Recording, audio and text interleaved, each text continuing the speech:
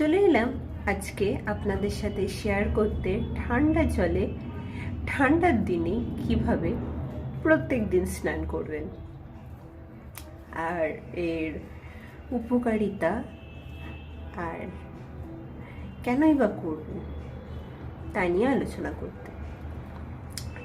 শীতের সময় ঠান্ডা জলে চান করলে পারে প্রথম অসুবিধা হলে পারেও পরে যখন আপনার অভ্যাস হয়ে যাবে তখন কোনো অসুবিধা হবে না।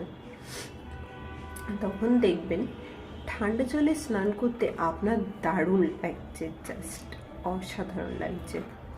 প্রথম আমি যখন এই চ্যালেঞ্জটা আমি আমার সাথে নিয়েছিলাম তখন আমারও খুব অসুবিধা হতো, তারপরে আমি ইউজ টু হয়ে গেছি এটাতে।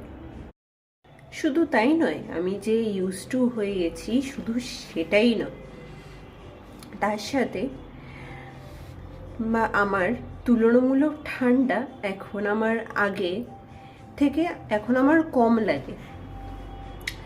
এখন আমি জেনারেলি সোয়েটার আমি ততটা একটা পরি না। আমার আগে যে কোনো ঠান্ডাতেই আমাকে সোয়েটার পরে থাকতে হতো, আর এখন হালকা ঠান্ডা বলুন কি মাঝারি ঠান্ডা বলুন, আপাতত এখানে হালকা ঠান্ডা থেকে মাঝারি ঠান্ডা পড়েছে, মানে বেশি ঠান্ডা ততটা একটা পড়েনি।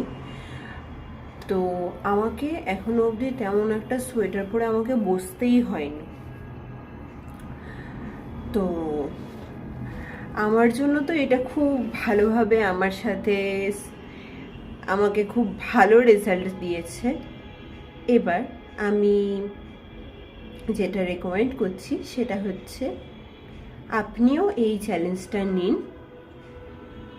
করার চেষ্টা করুন, দেখুন এটা আপনার মানে প্রথম অসুবিধা হবে, সেটাকে একদম ধরবেন না, সেটা আপনার চ্যালেঞ্জের পিরিয়ডের মধ্যে থাকছে। হ্যাঁ, তো এরপরে যদি মনে হয় আপনার শরীর বা আপনার কোনো কিছুতে আপনার অসুবিধা হচ্ছে তখন আপনি করবেন না, ঠিক আছে?